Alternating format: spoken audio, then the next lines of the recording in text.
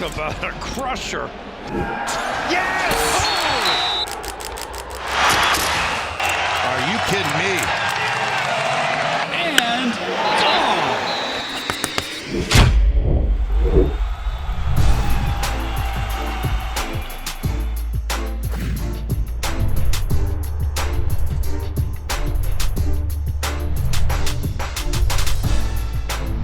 Welcome back to Schoolyard Sports Podcast. I'll notice this podcast land, Frank. We're now episode 100. Yes, we're at 100 episodes through, and get ready for this monumental 100th episode. We're going to preview the college basketball season, talk a little bit about college football, give you my NFL picks of the week, talk about MLB free agency, so much more. Stay tuned for an action-packed episode 100. Let's hop into it.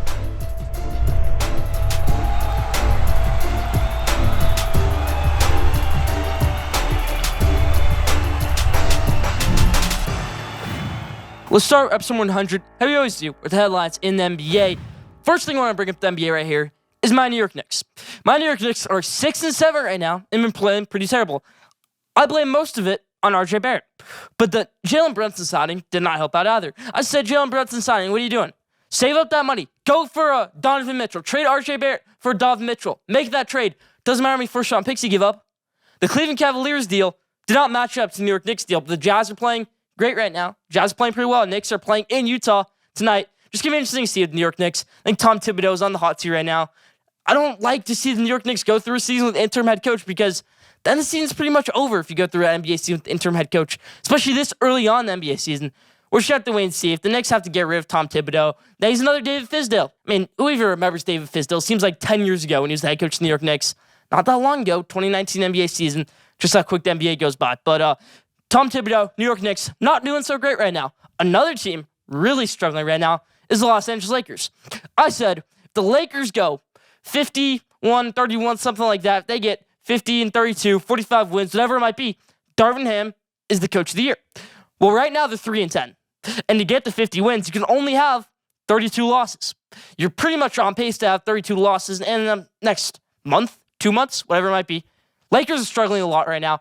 I'm worried about this Los Angeles Lakers team. LeBron's there. AD had a great game the other night, but they're losing to the Jazz. They get blown out by the Cavaliers.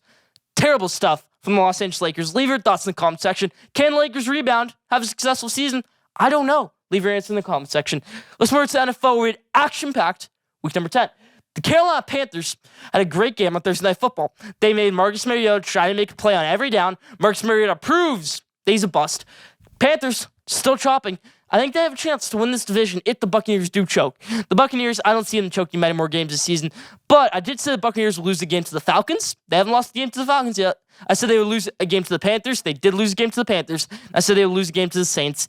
Falcons and Saints might not happen because Falcons had a bad week. Saints are looking like one of the worst teams in the NFL. They don't even own their first-round pick. The Eagles own the Saints' first-round pick. So yeah, Tampa Bay Buccaneers playing well. Great win in Germany against Seattle Seahawks. They shut down Geno Smith. They held Kenneth Walker to under 10 rushing yards. Just under 10 rushing yards for Kenneth Walker. A lot of people are saying, you're being too patient. You're not Le'Veon Bell.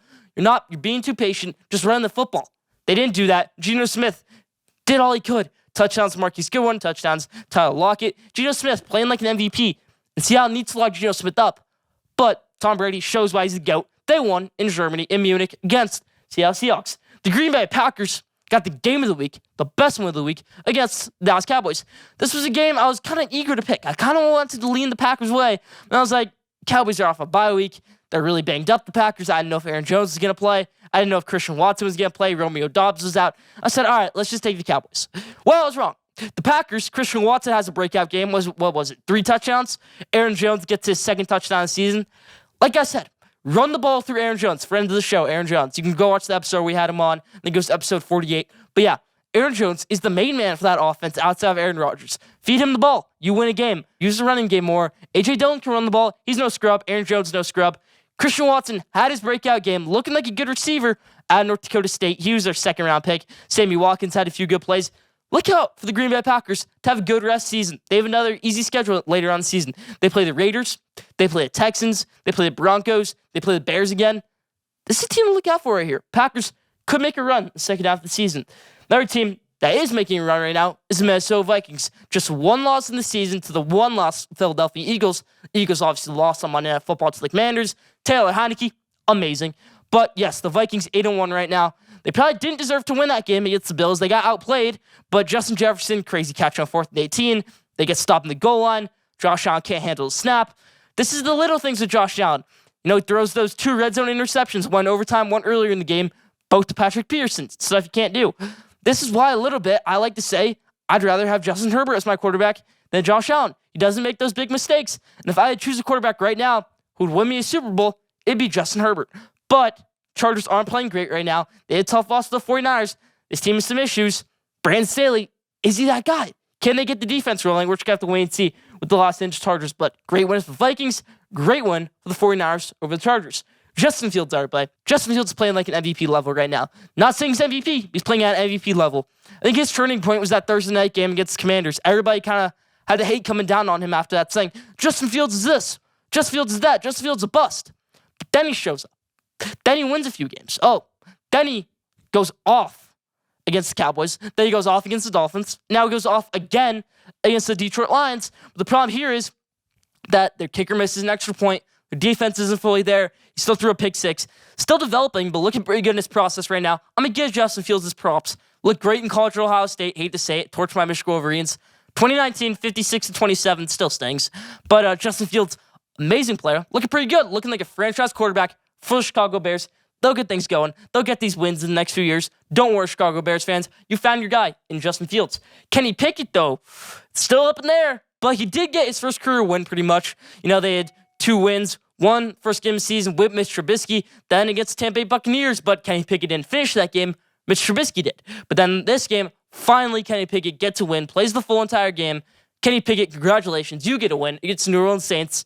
Awesome game by the Steelers, but Jalen Warren takes over as running back for Najee Harris. Like I said, Najee Harris is very overrated, is not a top 5 running back. I said that a few weeks ago, showing up right now, that take. Yep, Najee Harris, not looking good so far. Is it year 3, year 2? Of Najee Harris's NFL career. I really thought he could have a Jonathan Taylor-type burst.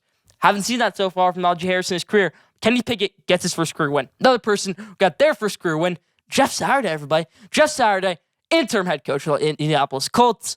Looking better than Josh McDaniels hire. Never know. Jeff Saturday could be the head coach for the Indianapolis Colts. I want to talk about that later and what lane would I take. But Josh McDaniels and the Raiders, struggling right now. Derek Carr does not look like that guy. Tank for Bryce Young?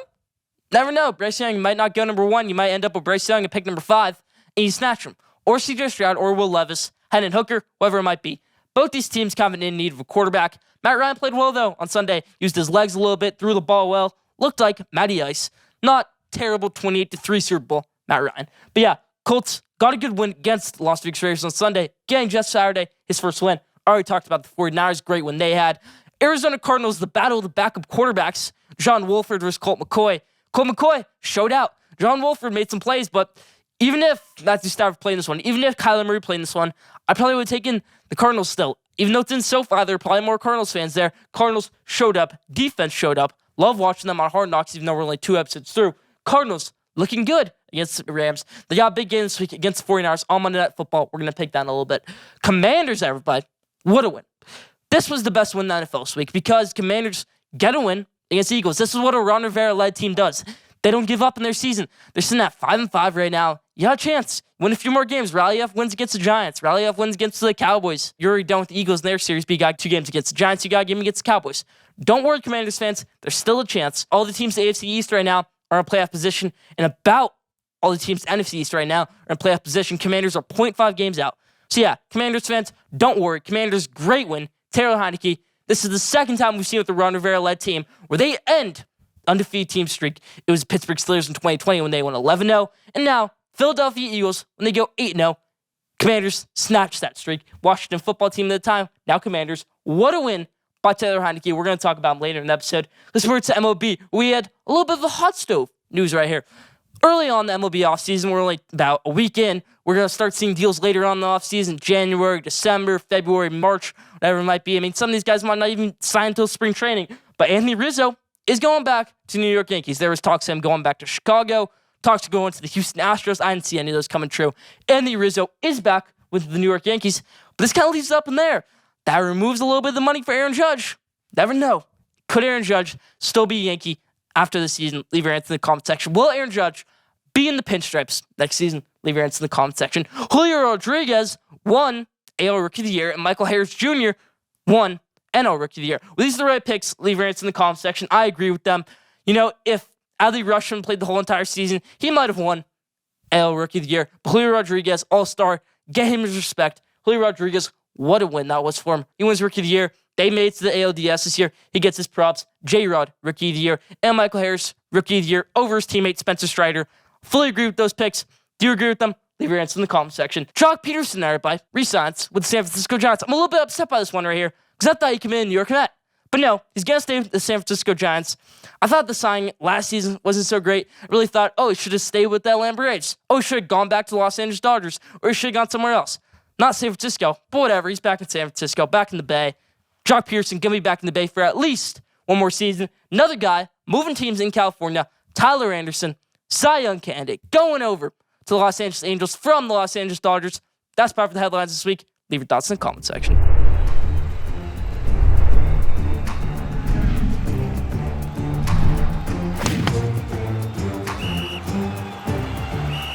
Now, Schoolyard Sports NFL Game Day. If you're not familiar with Schoolyard Sports NFL Game Day, where I give my main games, the best games of the week in the NFL, I give you my picks. If you want to see all my picks for all the NFL games this week, you can listen to 600 ESPN El Paso, 6 o'clock every Thursday, Mountain Time, 6 o'clock, so 8 o'clock Eastern Time, 5 o'clock Pacific Time, 7 o'clock Central Time. You can listen to it there if you want to see all my picks. But if you want to see the best games of the week, listen to it right here. Schoolyard Sports NFL Game Day. Thursday Night Football. Titans versus Packers in Lambeau Field. I have the Packers demolishing the Titans this one. No debate about it. Ryan Tannehill. I do not believe in this Titans team. I pick against them almost every week, and it doesn't really work out for me. It's going to work out for me this week. Give me the Packers. Cowboys versus Vikings. I'd love to take Vikings in this one. I will take the Vikings in this one. Cowgirls, Cowboys, whatever you want to call them. They're not legit, but and I'm glad to say that because my New York Giants will beat them next week on Thanksgiving Day. Go Giants. Cowboys looking a little fraudulent right now. They might roll back with Zeke. Not the right decision. I'm not one of those people who's going to say, start Cooper Rush over Dak Prescott. I just don't think either of them are solid options at the quarterback position. And there's not really, this year, where you can go after another quarterback. Terrible contract for Dak Prescott. Not really a good solution with Cooper Rush. So yeah, Vikings win this one over the Cowboys. Keep it moving. 9-1 Vikings. Let's keep it moving. Browns versus Bills. I think this might be the last game without Deshaun Watson. Second to last game without Deshaun Watson for the Browns. But I get the Bills in this one over the Browns. Jacoby Brissett has looked pretty serviceable so far, but they lost last week to the Dolphins. Give me the Bills in this one over the Browns. Eagles versus Colts. 2 years ago, this is a game circled on the Eagles calendar. You get that game against the Colts. I know the schedule didn't come out then, but you want to play against Carson Wentz again. Well, little did you know, Carson Wentz will be on the Commanders and Matt Ryan will be the quarterback for the Indianapolis Colts. But I got the Eagles this one. Tough loss last week, but they keep it moving. 9-1, Eagles over the Colts. Jets versus Patriots. This is an interesting one right here because the Patriots did beat the Jets last time, and that was in East Rutherford in MetLife Stadium. So I get them winning this one again, coming off a bye week, both these teams.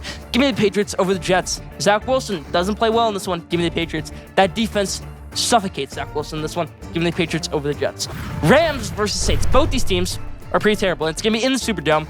Both these teams, 3 wins in the season, pretty terrible. If it's going to be Matthew Stafford at quarterback for the Rams, or if it's going to be Andy Dalton, James Winston at quarterback for the Saints, I get the Rams this one. Too much talent. Cooper Kupp injuries, devastator, but we're just going to have to wait and see. Rams are better than they've played this season. Give me the Rams over the Saints. Raiders versus Broncos. Let's ride, everybody. Broncos country, let's ride. Broncos over the Raiders. They beat them earlier in the season in Allegiant Stadium. They beat them at Mile High Stadium. Give me the Broncos. Let's ride over the Raiders. Chiefs versus Chargers. Give me the Chiefs in this one. Chargers struggling. This is Sunday Night Football. I got flexed into Sunday Night Football. They play on Thursday Night Football in week 2. I got the Chiefs in this one over the Chargers in SoFi Stadium. Like I said, probably going to be more Chiefs fans than Chargers fans. Give me the Chiefs in this one over the Chargers. Last one of the day. 49ers versus Cardinals. When the first Hard Knocks episode came out, it was right before that Seahawks game for the Cardinals, and they were circling their schedule. They said, if we can beat the Seahawks, if we can beat the Rams, that Monday Night Football game, it's going to be ours to take in, and we're going to take the division right there and then. I can see that happening, but they did lose that game to the Seahawks. If you win this game against the 49ers, that puts you in great position for a playoff spot, puts you in better position than you were about 2 weeks ago. If you get Kyler Murray back, you win this one. Give me the Cardinals over the 49ers. I don't know why I'm doing this. Maybe the defense plays better, but I just want to see the Cardinals win this one. Give me the Cardinals over the 49ers. That's about my picks this week. Leave thoughts in the comment section.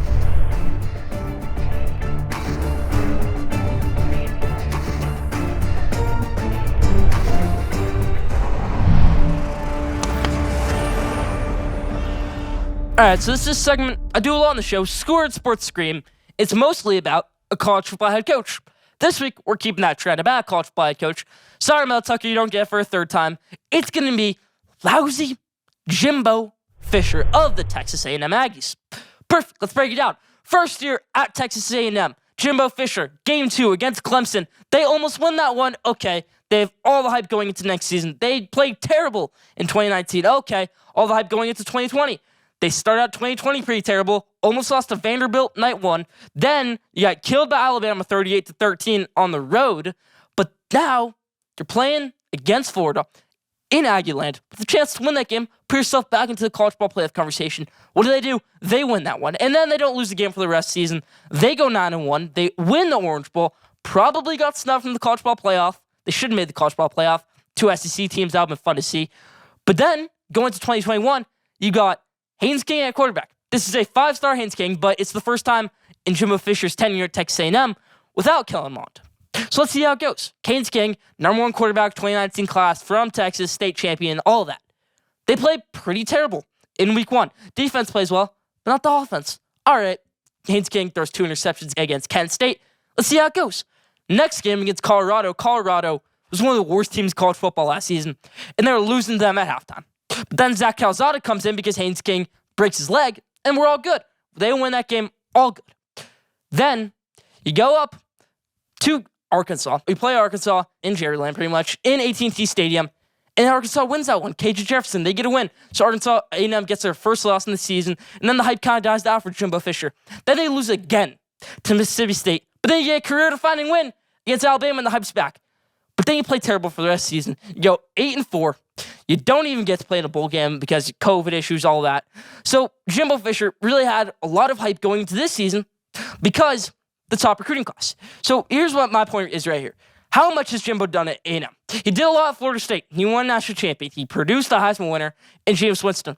But outside of getting snubbed from the college ball playoff, Jimbo Fisher hasn't done much at A&M. So it's interesting right here. Going to this season, number 1 recruiting class, Walter Nolan, number 1 recruit, Evan Stewart, Denver Harris, some issues with him off the field this season. He's been suspended like 4 times. Okay, you have the number 1 recruiting class of all time, all those recruits I just mentioned, but there's one recruit you lose. 5-star Harold Perkins. Okay, Aggie fans, tough loss, but you don't think much of it because you still have the number 1 recruit, Walter Nolan. You still have the best wide receiver, Evan Stewart. You still have number 1 recruiting class of all time with all of these 5-stars. Well, little did you think Harold Perkins will be the best of them all. It showed this weekend against Arkansas. Harold Perkins, true freshman against Arkansas, flat out wins the game for them. Offense can't do anything. Arkansas's offense can't do anything, but they're close to winning that game. Harold Perkins has 4 sacks. 2 forced fumbles, would have been 3 if a review didn't overrule it. 4 sacks, 3 forced fumbles, I'll call it, and a lot of tackles for loss. Harold Perkins is that guy. He could win a Heisman. Not even joking, as a defensive lineman. Harold Perkins, in a few years, could be the number 1 pick. I'm not even joking. But this is about Texas A&M right here. He saw what was wrong with Texas A&M, said, I'm gone. I'm not going there. Texas A&M has had so many problems. The really only 5-stars showed up for them this year is Walter Nolan and maybe Evan Stewart, but he's been suspended a game. Denver Harris has been pretty terrible. He got suspended a few times for really bad off-the-field issues. A&M has problems. Jimbo Fisher has problems. They can't get the quarterback position figured out. Haynes King was one of the worst quarterback recruits of all time. One of the worst busts of all time. Because Haynes King was number 1 quarterback recruit in 2019 over guys like Anthony Richardson. Over guys, just a lot of guys. Tough stuff right there. Over guys like Bryce Young. Over guys like C.J. Stroud on some sites. Haynes King was rated over them. I don't get that in any way. I really don't. Haynes King's been terrible. Zach Calzada didn't work out. Connor Wakeman, he might not work out. Max Johnson broke his hand. So yeah, tough stuff from the A&M Aggies. Horrible stuff from Jimbo Fisher. I'm screaming on you this week, Jimbo. That's about my scream this week. Leave your thoughts in the comments.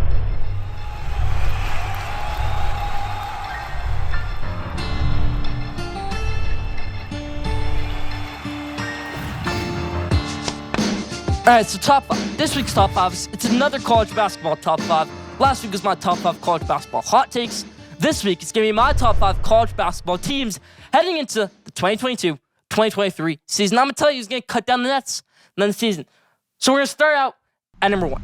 Number 1, I have the Gonzaga Bulldogs. No debate about it. Gonzaga's been amazing. I mean, every year under Mark Few, they've been amazing. Last season, everybody thought it was the year to win the national championship. This year, they're a veteran team. You got Malachi Smith, transfer from Chattanooga. You got Julian Strother. You got Efton Reed. You got Drew Timme back for what seems like a 15th year. Mark Few's back. Less distractions. You got Hunter Salise off the bench. You don't have Chet Holmgren, which is tough. You don't have Jalen Suggs, which is tough. But you have a veteran college basketball team. That's what you need in college basketball. Not all these 5 stars. I think that's perfect for Gonzaga right there. They won the game of the aircraft carrier against Michigan State by 1 point. Had to come back 12 points in 4 minutes. That's what a veteran squad does for you right there. Number 1, Gonzaga. Number 2, Duke. Duke has 11 new players, and that's tough. But they have 11 great new players. I think they have 4 or 5 stars coming in. Mark Mitchell, Tyrese Proctor, Christian Reeves is a borderline 5-star. You have Kyle Flipowski. You have Derek Lively. Derek Whitehead. This is just a great squad.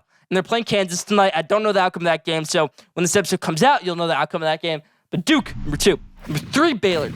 Baylor has Keontae George, a true freshman, who's just amazing. And they have Adam Flagler, who's also amazing. Baylor was a 2 seed last year. They have great defense under Scott Drew. Just an all-around great team, all-around great program that Scott Drew has built up. This might be another year where you see them cutting down the next to the Big 12 championship, Elite 8, Final 4, whatever it might be. Baylor, number 3. Number 4, Houston. I think this might be Kelvin Sampson's best team at Houston. You got Marcus Sasser coming back. You got Jerace Walker. You lost a little bit of talent from the past 2 years. You lost Giroux. You lost Quentin Grimes. You lost a couple other guys. But Houston, number 4, I think they run the table in the regular season. I really do. They've been amazing. They have easy schedule in the American Conference.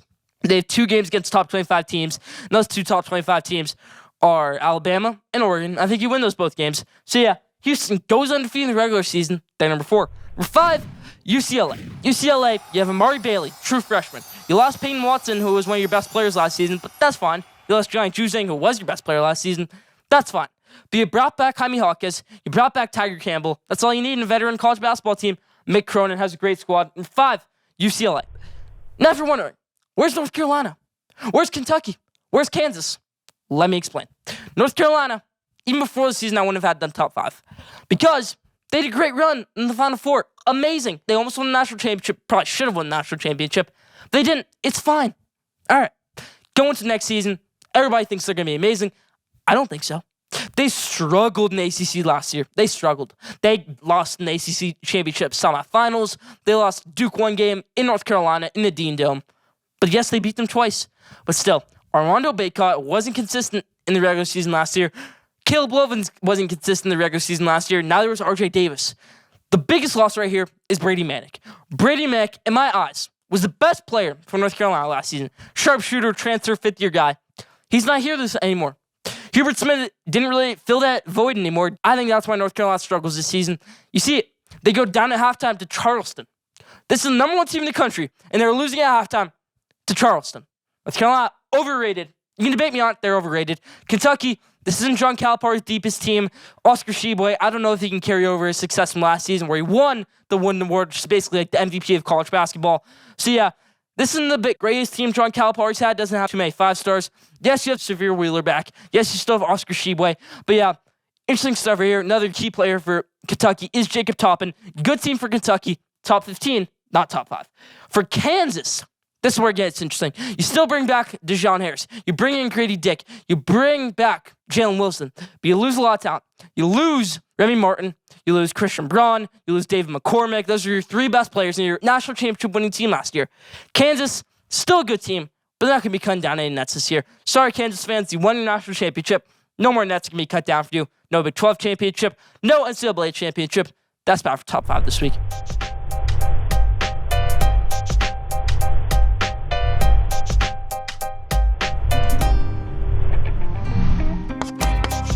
Now, did you know, this week's Did You Know is, did you know, Hendon Hook, he's 25 years old right now. When he enters the league next year, he might be a first-round pick.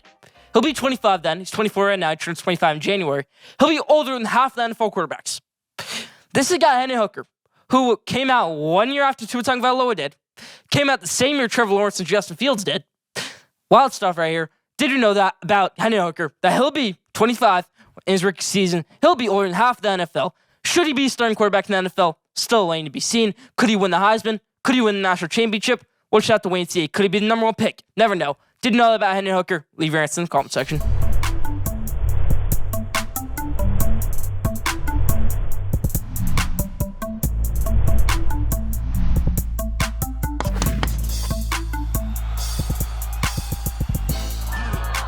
Now, what lane would I take? This week, on What Lane Would I Take, I'm going to tell you who the top college football programs with the vacancy right now at the head coach position should hire. So that would be Nebraska, Auburn, Wisconsin, Colorado, and Arizona State. Let's break it down. I want to start out with Auburn, but I want to give you a little bit of a coaching pool right here quick. I think Lane Kiffin could go to a new team. I think Todd Monken, Georgia offensive coordinator, could go to a new team. Clark Lee, interesting candidate, Vanderbilt head coach, good motivator. He can go to a new team. Deion Sanders, Jamie Chadwell, Coastal Carolina head coach. All these guys could go somewhere new. But let's break it down. Let's do Auburn first. Who do I think goes to Auburn? I think the perfect fit for Auburn right now would be Jamie Chadwell. It's a little bit of an interesting move because I know that flashy move is Deion Sanders, but I don't think Deion Sanders leaves Jackson State to go to Auburn. That'd be awesome if he did because he would fit pretty well at Auburn. He would keep Cadillac Williams as a offensive coordinator, defense coordinator, position coach, whatever it might be, because Cadillac Williams has done a good job as their interim head coach. But I don't think he's the permanent head coach solution, but it'd be criminal if they didn't keep him on that coaching staff. So I think Deion Sanders would be good for Auburn, but I don't think he goes to Auburn. Jamie Chadwell, Coastal Carolina head coach. You bring in Grayson McCall. He'll be a senior quarterback. I said this last year with LSU. I said, Jamie Chadwell will be perfect for you. You bring over Grayson McCall. You bring over all his talent. You maybe bring over Isaiah Likely, but he's in the league now. So yeah, Jamie Chadwell, Coastal Carolina. He's built up a great program there. I think only like 3 combined losses over the past 3 seasons. Crazy stuff from Jamie Chadwell and Ashanti Clears. He goes over to Auburn. That's my pick for Auburn. Nebraska. Here's a little bit of an interesting one right here. I think Nebraska gets Chris Kleiman, Kansas State head coach, next head coach. Chris Kleiman built up such great success at North Dakota State, built up that powerhouse. Has built up a great season this year at Nebraska. I mean, I hope forever that he doesn't bring over Adrian Martinez back to Nebraska, because that'd just be hilarious if he brought Adrian Martinez back. But I don't think he has any more eligibility after the season, Adrian Martinez. So that's out of the realm of possibility. But Will Howard, he's been pretty good for Kansas State. He would be perfect. Chris Kleiman kind of fits Nebraska a little bit in my eyes. You bring over Deuce Vaughn. That'd be amazing. That brings over Nebraska to a championship-level caliber program. I think it's a little too soon for a team to bring back Matt Rule. I think Matt Rule wouldn't fit at Nebraska. Maybe a group of 5 team. Maybe another NFL team, whatever it might be. I don't think Nebraska's the perfect fit for Matt Rule in my eyes. Then Chris Kleiman. That's an underdog right there. That's an underrated pick. He's the right move for Nebraska. Kansas State head coach Chris Kleiman goes over to Nebraska. Wisconsin, 2 words. Jim Leonhard. All I have to say, nothing else. Jim Leonhard, defense coordinator, interim head coach. Perfect for Wisconsin. Just keep him. Former Wisconsin player. Every player on that roster will enter the transfer portal. Not actually, but most will. If Jim Leonhard is not the head coach of Wisconsin next season. Braylon Allen already said, yeah, maybe I'll leave if Jim Leonhard isn't our head coach. But if he's here, I'm a Badger for life. So yeah, Jim Leonhard stays as the Wisconsin head coach. For Colorado, I think they hire Illinois defense coordinator Ryan Walters. Ryan Walters is going to become a head coach someday, and he's just perfect for Colorado. He's a Colorado alum. Played football there. He's a bit on the younger side. It's a Marcus Freeman type of hire right here. Defensive coordinator, no head coaching experience. Colorado gets Ryan Walters as the next head coach. Arizona State, here's where it gets a little bit tricky. You can hire Tom Herman. You can hire Dan Mullen, who's currently ESPN right now. He could be great for you right there. But I think the perfect hire for Arizona State, and I don't know if it's going to happen. This is a dream hire for Arizona State, but it'd be fun as a college football fan to see it too. Mike Norvell, Florida State head coach. He was their offensive coordinator in 2015, 2016, then he went over to Memphis. This will be interesting. Very, very interesting. Would he want to leave Florida State if he got a bigger raise at ASU? Because Florida State is one of the most prestigious jobs in college football. And then that would fill in a void for Florida State. And that'd be the first call of Deion Sanders, in my eyes. But this would be interesting. Mike Norvell, maybe he doesn't like the spotlight at Florida State. Maybe he wants to go over to Arizona. Maybe he wants to go over to Arizona State, go back to Tempe. Mike Norvell to Arizona State, maybe Tom Herman. He's calling broadcasting games right now for CBS Sports Network. Tom Herman got the boot a little too early at Texas in my eyes. It was done too harsh at Texas. I think Mark Norvell, perfect for Arizona State right here. Now, last team on this list is Georgia Tech. I think the perfect move for Georgia Tech is Dan Mullen. You got an offensive head coach. He built up so much success at Mississippi State, and he built up so much success at Florida until last season. Dan Mullen is the most disrespected person in the college football world. Maybe ever. At least in my college football watching experience, most disrespected coach of all time. He built up such a great program at Mississippi State. So then he goes over to Florida. His first year at Florida, wins a New Year's Six Bowl game. 2019, second year Florida, wins a New Year's Six Bowl game. 2020 at Florida is a Marco Wilson shoot throw away from maybe making the college football playoff. 2021, up and down season, Emory Jones, Anthony Richardson, Todd Grantham loses his mind. So you have a bad season. Okay. Why fire Dan Mullen after that season? Billy Napier's a good head coach, but Dan Mullen's better. Dan Mullen, I respect you. Great college football coach. Perfect for Georgia Tech. You need to get back in the head coaching game. Georgia Tech would be good for you. Maybe Auburn takes a gander on Dan Mullen. I want to see Dan Mullen get a job, wherever it is. Dan Mullen goes to Georgia Tech in my prediction. This is around the time of year, everybody, where the head coaching positions start getting filled, coaches start leaving, right about after week 13, right before week 13, right after bowl season. This is where we start seeing it happen. Leave your thoughts in the comment section. There's what lane would I take for the week. Leave your thoughts.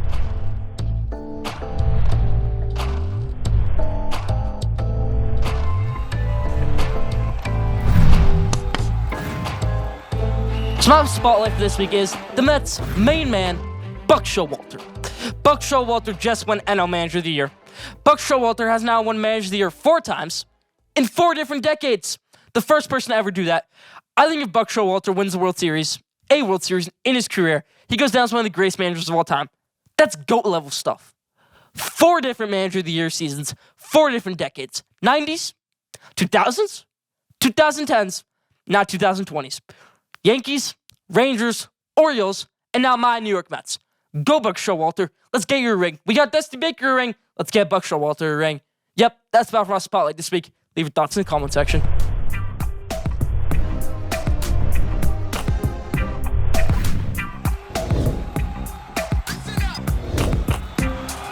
So we had a great week of college football. We had some teams enter their college football playoff hopes even higher. LSU, TCU. And then we had some teams' dreams get crushed. Oregon and UCLA. So let's see what they rank in my Schoolyard Sports 3rd college football playoff rankings. Let's do it. Number 25, South Alabama. Yep, the South Alabama Jaguars. 2 losses on the season. One of them being a 1-point loss to the Rose Bowl to UCLA. A 1-point loss to UCLA at the Rose Bowl. We have lead the whole entire game, and then you do some bonehead calls at the end. You miss a field goal at the end. I think you missed an extra point in the game also. South Alabama probably deserved to win that game against UCLA. South Alabama Jaguars, number 25. I think they only have 2 losses on the season. Won them to UCLA. South Alabama, number 25. Go Jaguars. Number 24, Tulane. I predicted it. They lost to UCF in the boot, but they're still in my rankings. Michael Pratt, just Willie Fritz, great head coach. Number 24, Tulane. Number 23, Cincinnati. They don't play until next week, last game of the season, but I'm giving Cincinnati the edge right now. Luke Fickell, I really thought he should have got out after last year. Maybe he gets out after this year. Would that be a shocker? Luke Fickell, nobody's really talked about him in the coaching carousel. Maybe he goes over to Nebraska. Maybe he goes somewhere else. Cincinnati, number 23. 22, Coastal Carolina, the Chanticleers. Jamie Chadwell, go to Auburn. Grayson McCall, great quarterback. 22, Coastal Carolina. Number 21, another team in the Carolinas, Duke. Duke is 7-3 right now. They've been playing pretty amazing. They got a lot of AP votes. RJ Young, who I called out earlier in the year, he put them at number 20 in his rankings. But Duke's a great team. You have a 1-possession loss to Kansas. You have a heartbreaking loss to North Carolina. You lose in the last 15 seconds. The rest a little questionable. Josh Downs, I thought he was out of bounds. I thought he stepped out of bounds, legal touching. They reviewed it. He didn't. But yeah, Duke, 3 losses in the season, 1 missed field goal against Georgia Tech, missed field goal against North Carolina, also hurt that loss. It's 3 losses in the season for the Blue Devils. They've been pretty good. Only 2 losses ACC play. Elko era, Mike Elko, coming over from Texas A&M. They've been great. Texas A&M hasn't been great. DJ Durkin has done a terrible job with that defense so far. So Duke, 21. 20, Florida State. Florida State, another great team in the ACC. Like I said, Mike Norvell to Arizona State. I don't know. Florida State, number 20, Jordan Travis, great quarterback. They're number 20. Number 19, UCF. UCF, just amazing. All right, Gus Malzahn, ride the Gus bus. They beat Tulane the other day. You got UCF, number 19. 18, Notre Dame. They almost lost to Navy. What a great game that was in Annapolis, Maryland. I think they had a 35-3 lead at halftime, and then they won the game 35-32, which is just crazy stuff right there. But Notre Dame is number 18 for me. Number 17, Chris Kleiman and Kansas State. 3 losses on the season. Chris Kleiman, maybe counting down his days, going to Nebraska. We'll just have to wait and see. Chris Kleiman and Kansas State, number 17. Number 16, Washington. They move up my rankings. Great win against Oregon. Go Huskies. You're number 16. Number 15, Utah. I mean, you're winning against Florida away from being college football playoff contention right now. Same with Washington. If you win that game against Arizona State, which you should have, then you're in college football playoff conversation right now. But you lost that game. Utah, you lost a game to UCLA, which you should have lost. Then you lost a game to Florida, which you probably shouldn't have lost. What a great game that was, week 1. Utah versus Florida. For Washington, Arizona State lost inexcusable. They're number 16. Utah's number 15. 14, Ole Miss. He battled it out against Alabama, but Jackson Dart made 2 costly mistakes, taking 2 sacks on 3rd down and on 4th down for Ole Miss. So yeah, Ole Miss, number 14. Number 13, UCLA. Bruins. This is tough for me right here. The Bruins, they ruined their season. They lost to Arizona. They shouldn't have. UCLA, number 13. 12, North Carolina. Tar Heels have a chance at the college football playoff. I know it's kind of crazy, but if they can win the ACC, you never know. Tar Heels, number 12. 11, Penn State. Nittany Lions. They're playing in the best division in college football in the Big Ten East. So yeah, tough stuff. If they were in any other division, they're in the Big Ten West. They're running the table right now. But Penn State, number 11. For 10, Oregon. Go Ducks. They've been great so far. Obviously, the tough loss to Washington. But outside of the tough loss to Washington, you're a college football playoff team. You're not a college football playoff team anymore. The crusher to Washington. The crusher week 1, 49-3 against Georgia. You know, we all thought that Oregon wasn't going to be a good team after that game. They rallied. They had some great games. They have a great game against Utah this week. You're going to have to wait and see my pick on that one. But yeah, Oregon, unfortunately, slides down number 10 for me. Number 9, Clemson. Go Tigers. Great win against Louisville at home.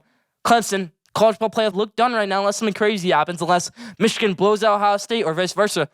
Something crazy happens. Maybe Tennessee loses another game. We're just going to have to wait and see. But Clemson, number 9. Number 8, I'm giving it to Alabama. Yes, you have 2 losses, 1 to Tennessee, 1 to LSU, but you have a great win against Ole Miss. So I'd give it to you right there. Alabama, number 8. Number 7, USC. Go Trojans. You got the Battle of LA this week against UCLA. Let's see who can win that one. Can USC keep their playoff hopes going, or UCLA end them? Let's have to wait and see on my pick later on the segment. USC, number 7. LSU, number 6. Go Tigers. They got a win against Arkansas. They just have to hold on. In the SEC championship game, if you can win the SEC championship game, you're in the playoff. LSU, number 6. TCU, number 5. This is a little bit of a shocker right here. I still have TCU at 5, even after their win against Texas. I'm going to say it right here. TCU loses to Baylor this week in Waco. You should have to wait and see why I say that pick next segment. But I got TCU, number 5. Tennessee, number 4. Tennessee is the better wins. Blowout win on the road in Death Valley. That's what Tennessee has over TCU. TCU has so many close games. Tennessee really doesn't. Just that one bad loss to Georgia. You have a win over Alabama. You have that clutch away road win against maybe that SEC champion. We're just have to wait and see. LSU. So that's going to be clutch for Tennessee right there. They're number 4. Ohio State, number 3. Just, you know, you can flip-flop Michigan or Ohio State, but I'm keeping Ohio State number 3. Michigan, number 2. Running game, keeping it going. J.J. McCarthy, got to connect better deep balls. They're number 2. Number 1, Georgia. Go Bulldogs. Keep it the same in top 3, top 4. Leave your thoughts in the comment section. That's about College Sports Showcase, Top 25. Stay tuned for my hot takes coming up next.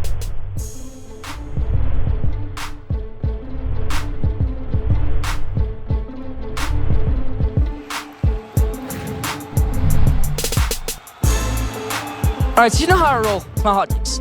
6 a week, and we're going to go 6 for 6. Let's hop it. First one right here, I previewed it in the top 25. TCU loses to Baylor. This is about more than just a win for Baylor. It's about revenge. Last year, Baylor, good team, could have made the college ball playoff, would have made the college ball playoff. I have Baylor doing the same this year, returning the favor. Go Bears. They beat TCU on Saturday. Bookmark it, check it. Baylor ends TCU's playoff hopes. Not doing that because it's good for my Michigan Wolverines. Maybe. Baylor beats TCU.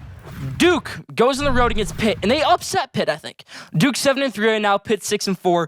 Riley Leonard, good quarterback. The spread's 7.5 for Pitt right now. At the very least, Duke will cover that spread. So yeah, Duke either covers the spread or they win this one. Not gonna be 7.5. Keaton Slove's overrated. Pitt, Pat Narduzzi overrated. Give me Duke, Elko era, Mike Elko, over Pitt. Auburn blows out Western Kentucky. This is that boring SEC Week 12 where they just schedule all the FCS, all the lower level teams. And the thing, this isn't a hot take right here, but a little thing that I'm shocked at right here is how LSU, a team that is number 7 in the country right now, they'll move up when the college football playoff rankings reveal in about an hour from now. They'll move up to maybe number 6, number 5. How they're only 14-point favorites at home against UAB, a team that is playing with an interim head coach right now. That's probably the lock of the century. I'm just a kid. I'm not making bets. If I was a betting man, I would take LSU minus 14 without doubt. But Auburn, minus 5. They kill Western Kentucky in this one. Go Tigers. Cadillac Williams gets another win. Auburn over Western Kentucky. Next one, Oklahoma wins Bedlam. Now, this is not as significant as a Bedlam as last year because that was Oklahoma State. Great game. Thriller. Came down to the wire. Caleb Williams lost it in last 2 plays of the game. Lincoln Riley's last game to Oklahoma. Great stuff there. Oklahoma State kept their playoff chances going. Oklahoma lost them. I think Oklahoma returns the favor. They get a win over Oklahoma State at home. One of the last times they're going to have Bedlam. It's not going to continue when Oklahoma goes to the SEC in 2025. So yeah, Oklahoma wins against Oklahoma State. Bedlam. Go Sooners. Oregon kills Utah.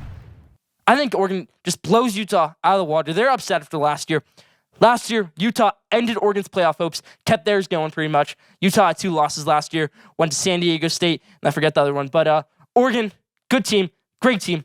I got Bo Nix. They're mad after last week. Go Ducks. Dan Lanning has them ready. I think they kill Utah at home. Utah beat them like 42-17 last year in that game. And then they beat them again in the Pac-12 championship game in an amazing defeat. So yeah, I got Oregon in this one, killing Utah. Give me Oregon, -3. Last one, last hot take. The game of the week. UCLA versus USC. Battle for LA. This was a game last year, and this was at USC Stadium. Dorian Thompson-Robinson was hurdling all over USC defenders, signed autograph after a touchdown. They were great. UCLA put 66 points on USC. They killed them. Now it's going to be a better game. It's going to be in Pasadena. And I got the Bruins winning this one. I've said it for weeks. I like UCLA's chances so much more. I think UCLA's a better team than USC. Break it down. USC, 41-35 win over Cal. A lot of bad wins for USC. Almost lost to Oregon State. Caleb Williams had to save you at the end. That's probably your best win over Oregon State. You're probably going to lose next week to Notre Dame also. We're just going to have to wait and see. But I think their playoff chances end right here, right now. Give me UCLA over USC. No debate about it. Bruins win this one over USC. That's the game of the week. Bruins over the Trojans in the Battle of LA. Dorian Thompson-Robinson closes out his college football regular season career in the right way. Give me UCLA over USC. Let's do it. Go Bruins. Let's ride. That's about my hot takes this week. Leave your thoughts in the comment section.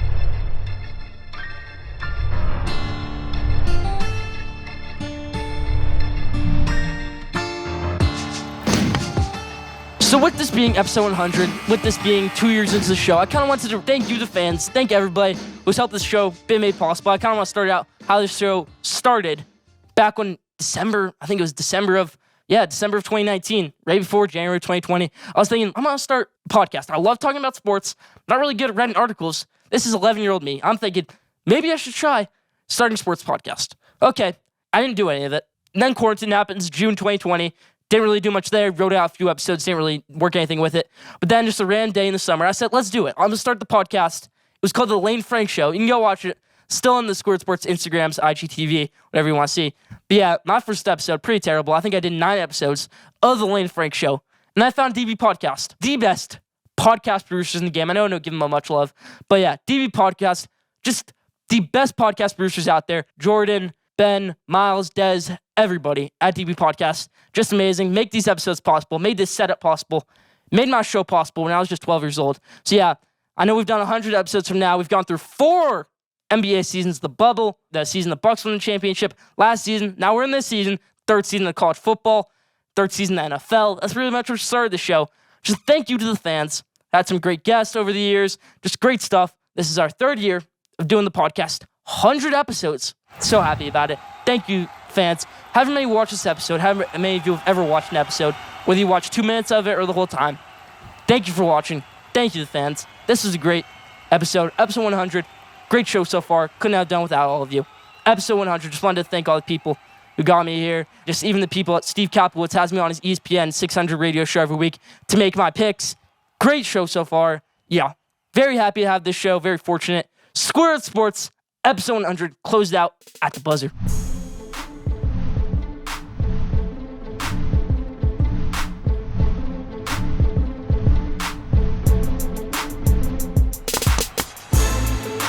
Now, best for last, question day. This week's question is, are the Astros a dynasty? They won the World Series in 2017. They made the playoffs in 2016, made the playoffs in 2015. They did pretty well in 2018, lost in the ALCS, lost in the World Series in 2019, made the ALCS in 2020, lost in the World Series in 2021, and won it again in 2022. That's dynasty-level stuff. Are they a dynasty? Leave your answer in the comment section. Are they the greatest team in the past 10 years? I think so. Astros have been amazing so far in the past 10 years. Jim Crane, great. I mean, you can call them cheaters and do whatever they want, but they got talent. Jordan Alvarez, Alex Bregman, Carlos Correa when he was there, Jose Altuve, George Springer when he was there, Yuli Gurriel, Martin Maldonado. I mean, just a great roster that the Houston Astros have built up throughout the years. That's my question today. Are the Houston Astros dynasty? That's my question today this week. That's about for Schoolyard Sports and Lane Frank, episode number 100. Thank you for tuning in. Follow Schoolyard Sports on Instagram at Schoolyard Sports. Follow Schoolyard Sports on Twitter at Schoolyard Sport. Don't forget to subscribe, rate, and review for the best sports content in the game. We'll be back here next week for episode number 101. We're going to talk about the game, Michigan versus Ohio State. Get ready for it. Give me action-packed episode 100. Stay tuned.